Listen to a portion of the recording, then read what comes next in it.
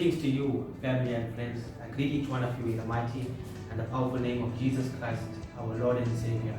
I trust that you all are doing well, family and friends, and even as we are approaching to the closure of this year, getting ready to enter into 2021, I pray that you will be blessed through His word, even as you continue to pray, continue to trust in Him. We know it has been difficult and many have been faced with difficult challenges, but we know that we can continue to put our faith and our hope in God, even through circumstances and challenges, that we could wait upon our Lord Jesus Christ, our Lord and Savior. Well, my Bible reading is taken from the book of Matthew, chapter 24. We're reading from verses 1 to 8.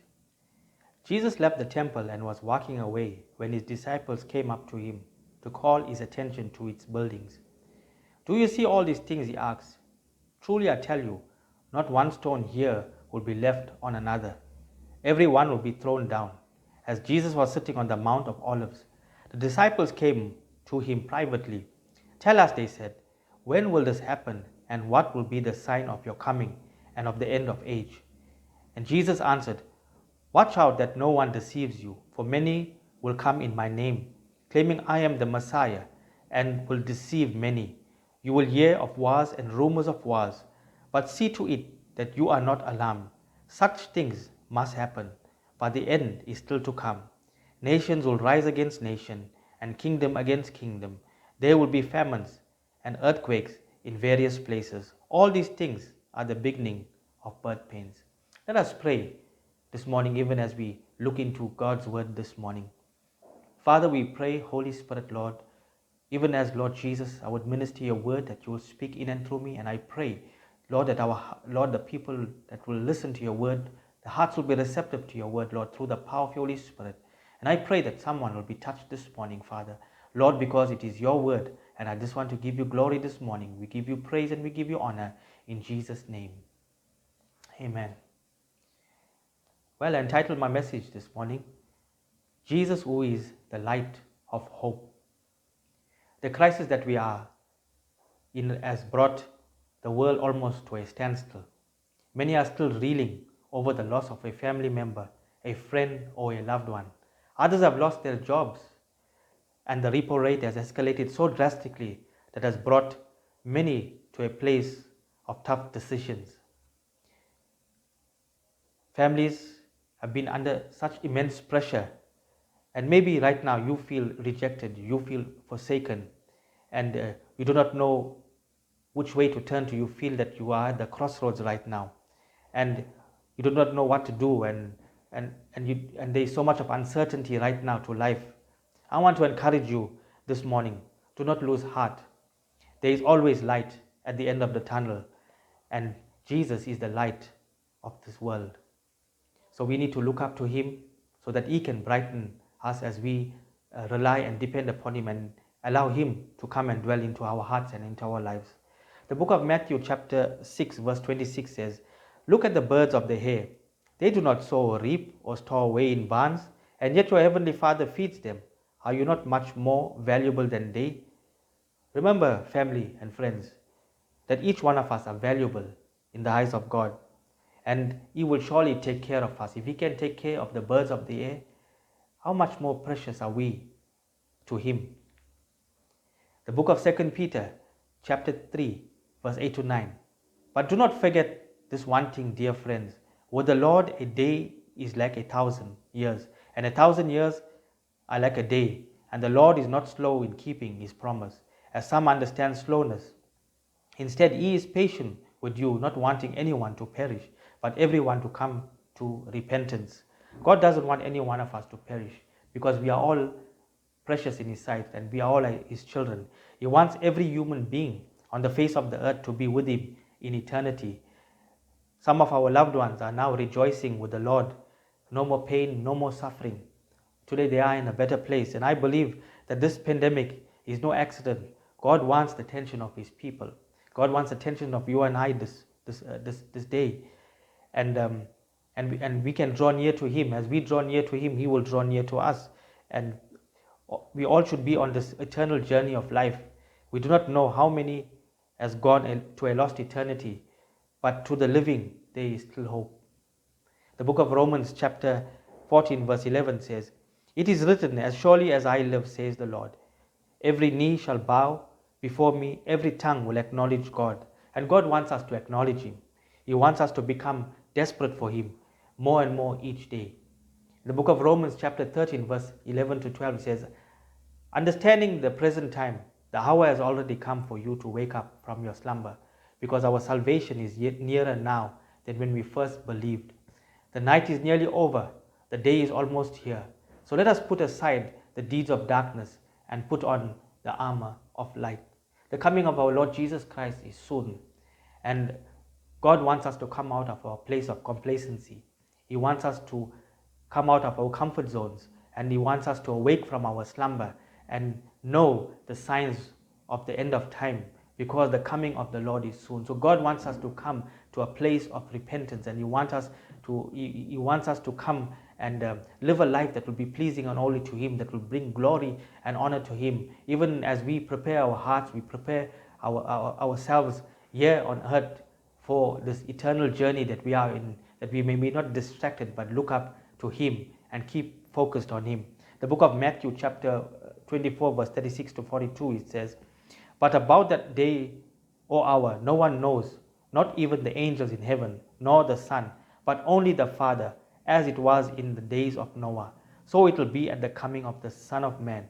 For in the days before the flood, people were eating and drinking, marrying and giving in marriage up to the day Noah entered the ark, and they knew nothing about what would happen until the flood came and took them all away. That is how it will be at the coming of the Son of Man. Two men will be in the field, one will be taken and the other left.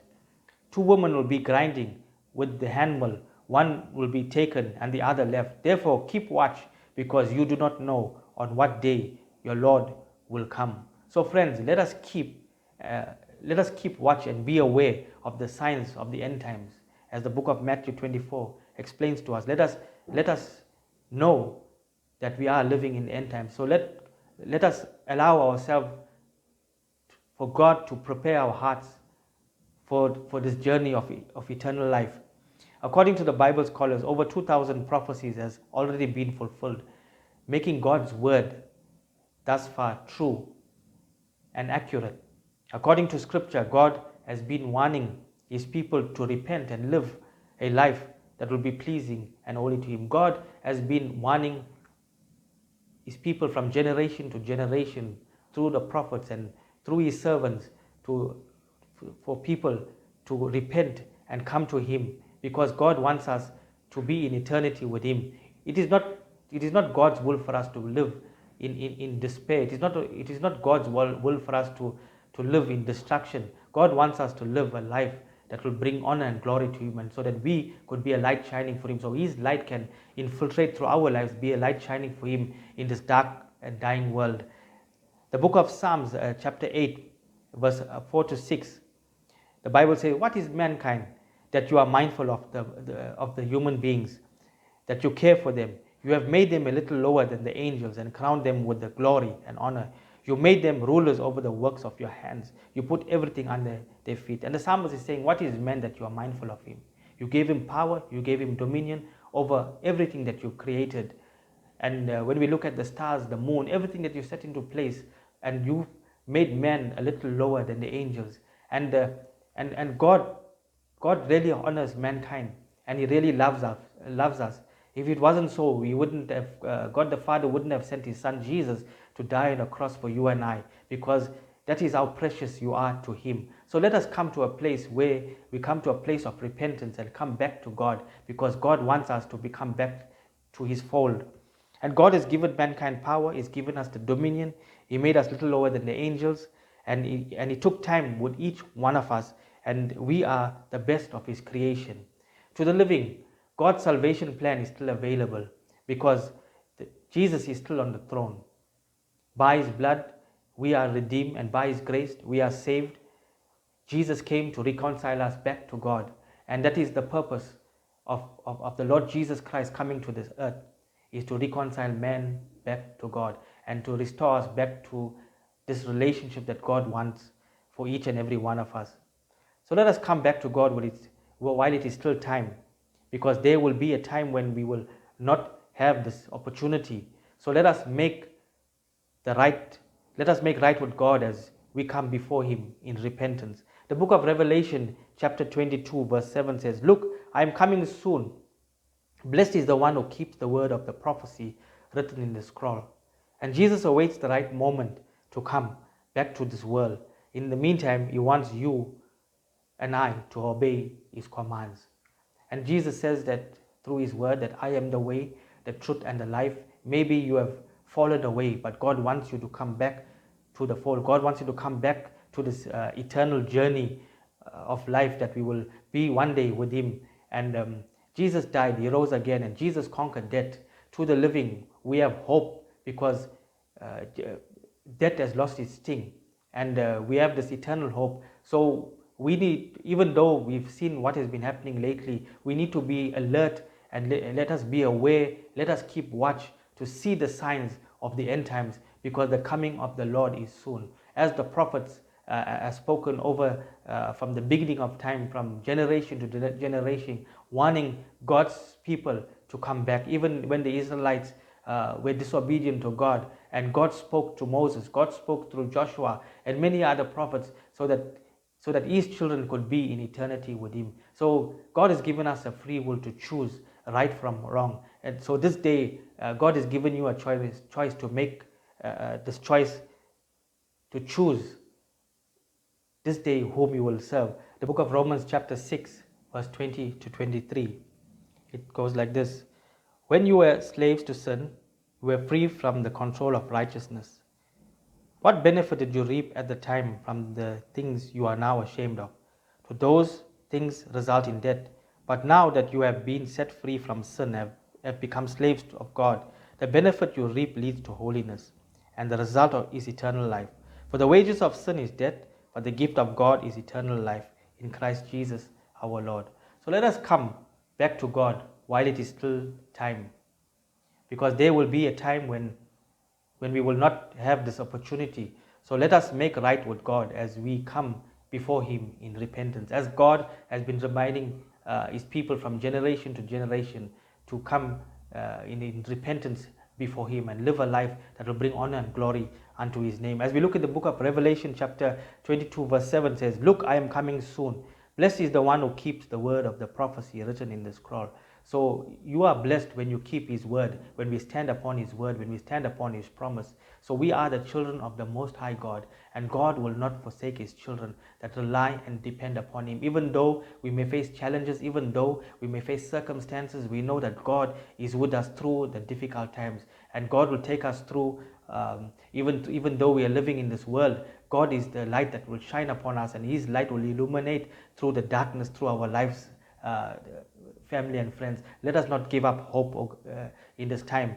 And the word of God also tells us that if you believe in your heart and if you confess with your mouth that Jesus is the Christ, he says, the word of God says that you will be saved. So let us come back to the fold. Let us come back to him in repentance. Let us come back to him, because God gives us this time, even through this pandemic. I believe it is no accident. God is reminding his children, God is reminding each one of us, every child of God on the face of the earth, that it is time for us to come before him. The word of God said that every knee shall bow and every tongue will confess that Jesus is the Christ. So let us not lose this opportunity of coming back to God.